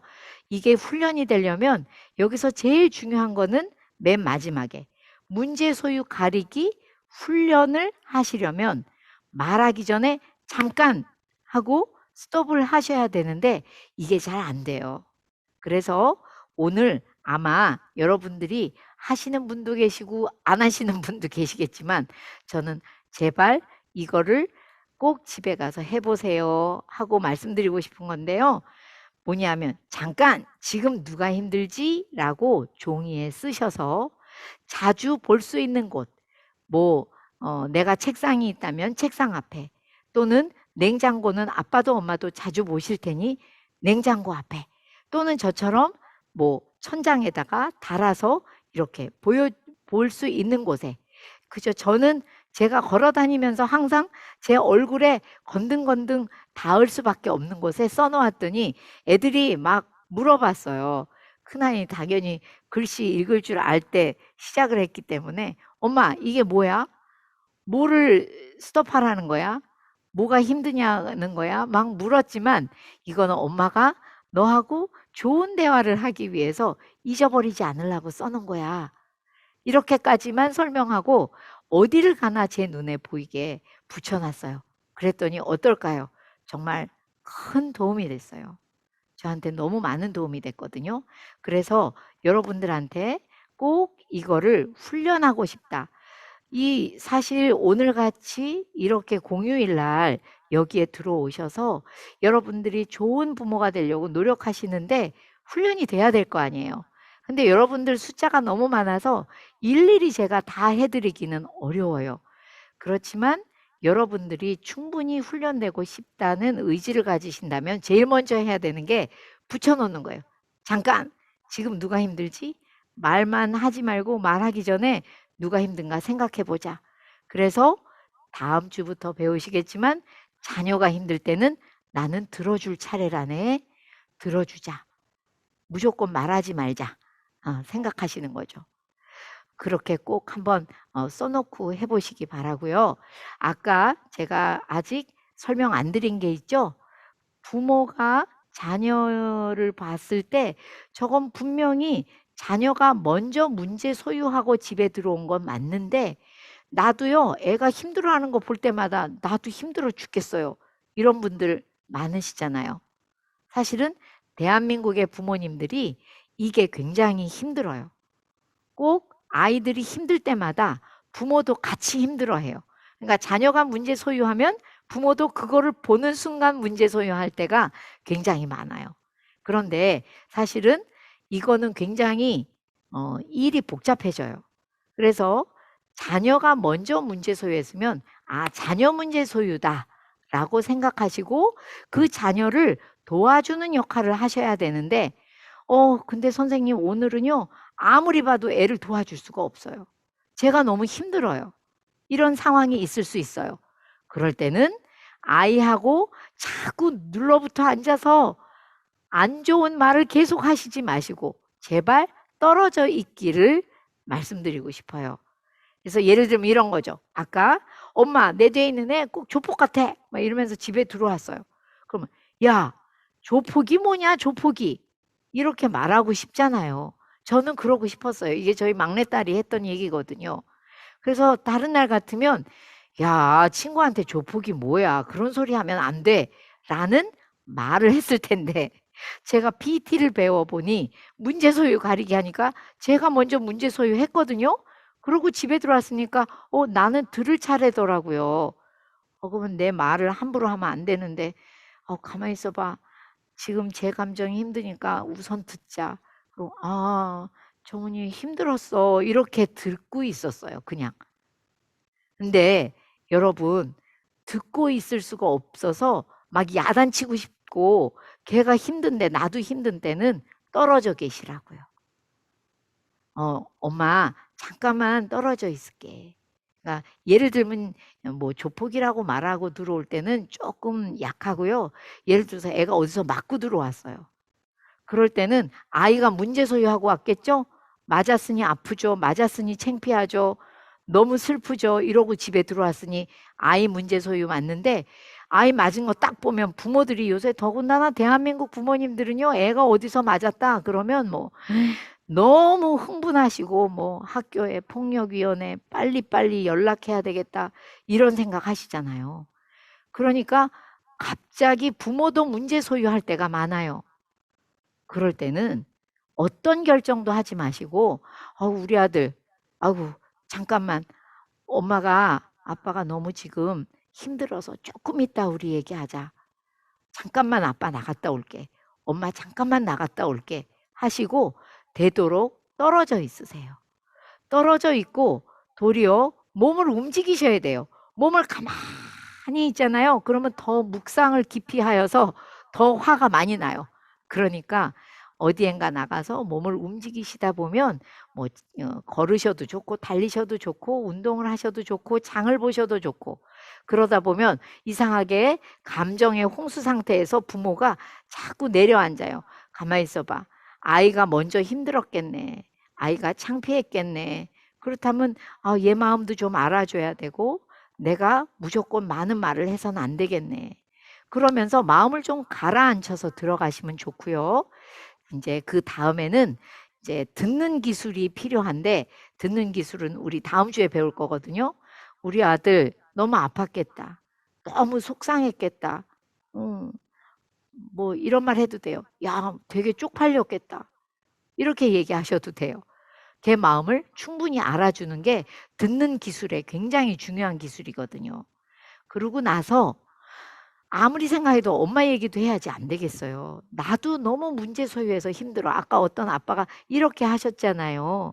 나도 문제 소유했어요. 라고 생각하신 거거든요. 그럴 때는 충분히 아이 마음을 알아주신 다음에 그런데 그래서 아빠가 저번에 너 검도 배워라. 태권도 배웠으면 좋겠다 얘기했었잖아. 네가 그걸 안 배우고 다니는 게 아빠는 좀 배웠으면 하는 마음이 있어. 그래서 아빠도 아까 네가 맞고 들어온 얼굴 보니까 너무 힘들어서 잠깐 나갔다 온 거야. 너 힘든데 나까지 화낼까 봐. 그래서 나갔다 온 거야. 라고 이야기할 수 있으면 제일 좋겠죠. 그래서 여기서 제가 드리고 싶은 말씀은 오늘 무조건 얘기하기 전에 잠깐 누가 힘들지? 그래서 자녀가 힘들면 나는 들어줄 차례고 내가 힘들면 말할 차례인데 그걸 어떻게 하는지는 다음 주에 안내해 드릴게요. 그리고 오늘 여러분들께 과제라고 하니까 조금 하기 싫어하실 수도 있을 것 같고 부담을 가지실 것 같아서 집에 가서 실행해 보시기, 실행해 보기라고 제목을 해서 드렸어요. 그러니까 거기 순서대로 다 나와 있는데요. 첫째는 자녀의 행동을 한번 서술해 보세요. 아까 제가 했던 것처럼 옛날에는 어떻게 했는데 지금 배워보니까 여러 개를 너무 한 번에 서술해서도 안 되고 그 다음에 비난과 평가를 너무 넣어도 안 되고 그리고 추상적으로 얘기하지 말고 뭔가 구체적으로 그러려면 사진기로 찍듯이 한번 자녀의 행동을 서술해 보자 하고 한번 서술해 보시는 거예요. 그러니까 짧게 하시면 돼요. 제가 아까 했던 것처럼 와, 너 정말 이 방구석이 이게 뭐니? 온통 흘려놨네. 이렇게 말하던 것을 한 줄 쓰시고 화살표 하시고 그 다음에 내가 새로 한번 해보겠다면 아이고 바닥에 옷들이 쌓여 있네. 이렇게 하듯이 간단하게 쓰시면 돼요. 이렇게 한번 말하려고 미리 한번 써보면 여러분들이 말할 때 굉장히 도움이 됩니다. 처음에는 저도 종이에다가 연필로 많이 써서 그 다음에 연습을 해가지고 말하고는 했거든요. 그래서 여러분도 그렇게 하기를 바라고요. 그게 첫 번째 실행해 보기예요. 그리고 두 번째는 문제 소유 가리기. 그러니까는 그 위에 제가 써놓은 것처럼 문제 소유 가리기 연습에 써놓은 그대로 상황은 이런 상황이에요. 아이는 몇 살쯤이고 뭐 학교에서 들어오는 상황입니다. 그리고 얘가 한 행동은 문을 콱 닫고 들어오더니 입을 막 내민 채로 말은 안 하고 방으로 들어가 버렸어요. 또는 뭐 얘가 엄마 내 뒤에 있는 애가 조폭 같아요 라고 말했어요. 이렇게 쓰시고 거기에 문제 소유 가리기를 해보는 거죠. 자녀 문제 소유 아니면 부모 문제 소유 이렇게 써놓으시는 거예요. 그래서 한번 내가 문제 소유 가리기를 잘 하는지를 한번 보셔야지 돼요. 타이핑 된 줄 몰랐네요. 뭐죠?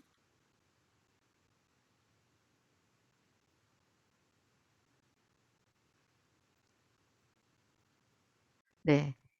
아이들이 어릴 때는 부모 문제 소유냐, 자녀 문제 소유냐를 꼭 가려서 얘기하기보다는 아이한테 웃음이 그냥 나올 수도 있기는 하죠. 네. 사실은 이거는 오늘 얘기할 내용이 아니고 다음 주에 하려고 했는데 오늘 말씀드릴게요. 사실은 말할 차례, 그러니까 부모가 힘들어서 말할 차례에 이 말을 많이 하는 게 자녀한테 좋겠어요. 아니면 자녀가 힘들 때 내가 들어주는 어떤 걸 많이 하시는 게 좋겠어요. 자녀한테. 당연히 들어주는 걸 많이 하는 게 좋으세요. 근데 귀로만 듣는 게 아니라 말로도 듣는 특별한 기술이 바로 마음을 알아주는 말이거든요. 아까 한 것처럼 아이고 많이 힘들었겠다. 너무 억울했겠는데? 이런 말들이 들어주는 말이에요. 예, 다음 주에 배울 걸 자꾸 미리 얘기합니다. 그 말을 많이 듣고 자란 애들은요, 부모가 힘들어서 말해도요, 부모의 말을 자녀가 잘 들어줘요. 아, 우리 엄마가 지금 저렇게 힘들구나. 아빠가 지금 피곤해서 나한테 이걸 해줄 수가 없구나. 이거를 잘 받아들여 주는데, 자녀를 잘 들어주는 말을 많이 안 해주고 나면 부모가 아무리 말할 차례에 말을 잘 전달해도요, 들어주고 싶어 하지 않아요. 왜냐? 걔네들은 입으로 말을 하진 않지만 엄마도 아빠도 내 말 안 들어줬잖아. 뭐 아빠 말은 꼭 내가 들어줘야 돼? 이런 마음이 그 안에 숨어 있는 거죠. 그래서 우리는 제일 좋은 게 뭐냐면 자녀들의 마음 알아주는 말을 많이 해주는 거 최고거든요. 그게 들어주는 말이에요. 액티브 리스닝이라고, 사실은 가만히 귀로만 들으면 입은 가만히 있어야 되는데, 침묵을 해야 되는데 너무 침묵하고 듣기만 하면 안 좋기 때문에 우리가 말을 해서 들어주는 게 있는데, 상대방의 마음을 알아주는 거예요. 왜 엄마 놀아 놀아 애들이 그러면 아, 엄마하고 같이 놀고 싶었어 라는 말들이 들어주는 말이에요. 그래서 그런 말들을 많이 해주시는 것이 어릴 때 5살, 만 5세까지 그 일을 많이 해주실수록 애들은 정말 건강하게 자라요. 나는 우리 엄마가 내 말 잘 들어줬어. 우리 아빠하고 많이 소통했어. 라고 기억하게 만드는 말들이죠. 그래서 아주 적은 아이들한테는 여러분들이 아까 배운 아이고, 옷이 방에 쌓여 있네. 이런 말들보다, 아유, 장난감이 쌓여 있네. 이런 말들보다, 이렇게 노니까 우리 딸 재미있니? 재미있구나. 이렇게 해주는 말들이 더 많이 들려줘야 하는 말들이라고 생각하시면 맞겠습니다. 그래서 두 번째 실행해 보기가 바로 문제 소유 가리기를 한번 해보시는 거예요. 그래서 여러분들이 과제를 내주시니까 몇 분만 내주셨는데도 제가 되게 도움이 됐어요. 아, 어떻게 하고 계시구나 하는 걸 제가 알고 강의를 할 수가 있어서 좋았고요. 마지막 세 번째가 1대1 데이트입니다. 문제 없는 영역에서 그 영역을 그냥 그 시간을 흘려보내지 마시고, 이게 넓혀져야만 우리 둘 다 자녀와 부모가 서로 행복하다는데, 이 시간에 1대1 데이트 어떻게 해볼까 고민하시고요. 아주 큰 1대1 데이트를 하셔도 좋고 아주 간단한 1대1 데이트를 하셔도 좋겠습니다. 여러분들이 꼭 하실 수 있는 만큼 정말 즐거운 시간을 가져보시고요. 1대1 데이트에서 제가 제일 어처구니 없었던 게, 제가 훈련시켜 드리던 어떤 부모님이 아들이 둘 있는데 이상하게 큰아들하고만 사이가 안 좋았대요.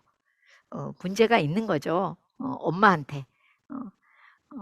나중에 알고 보니까 그 엄마는 그 엄마의 아버지하고 관계가 안 좋다 보니까 어떻게 남편하고는 잘 지내는데 첫 번째 남성으로 태어난 첫 번째 아들하고는 굉장히 어렵더래요. 그래가지고 걔하고 즐거운 시간을 참 가진 기억이 없고, 뭔가 지적하고 야단치고 똑바로 하라고 그런 얘기만 많이 했었는데, 그 엄마가 이제 이렇게 배우신 다음에 난 딴 건 다 모르겠다. 너무 어렵다. 그래도 난 1대1 데이트는 꼭 해볼란다 생각하시고, 그 아이가 6살 때였는데요. 우리나라 나이 6살 때였는데, 아무개야, 엄마하고 너하고 뭘 하면 제일 재미있을 것 같아? 엄마가 해주고 싶어. 같이 하고 싶다.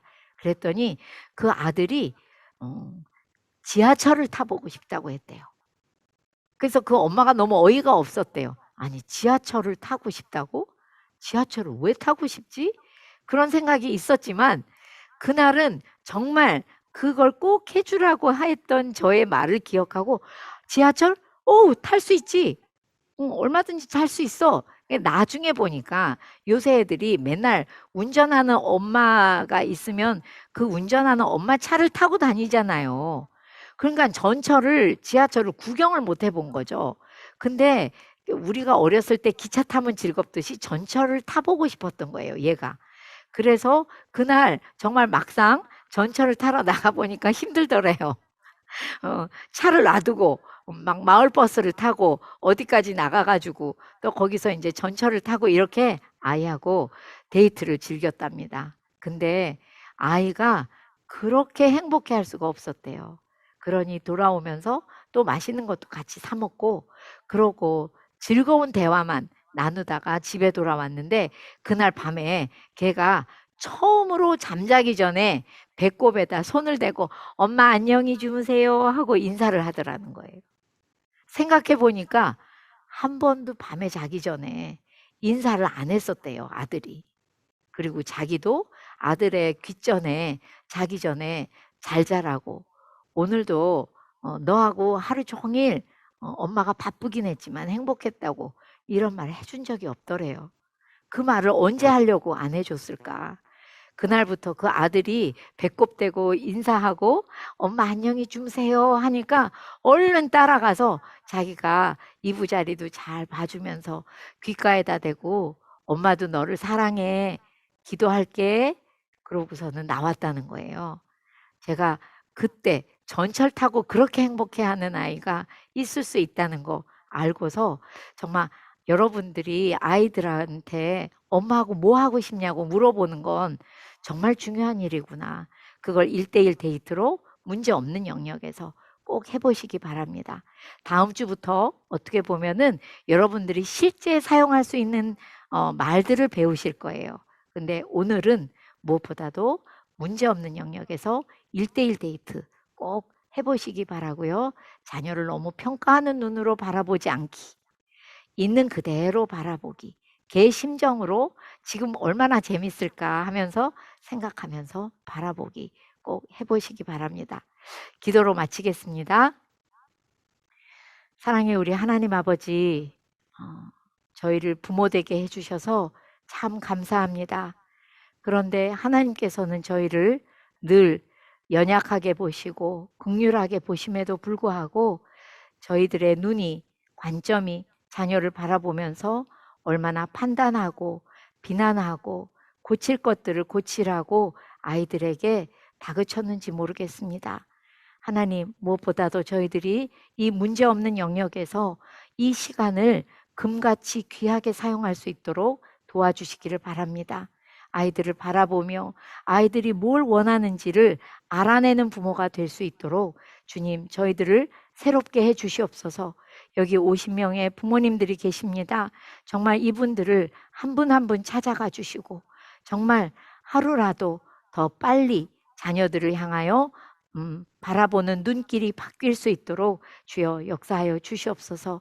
열심히 배운 것들을 실행해 보며 날마다 변화되는 부모 되고 그래서 날마다 변화되는 가정과 자녀들이 될 수 있도록 주여 축복하여 주시옵소서.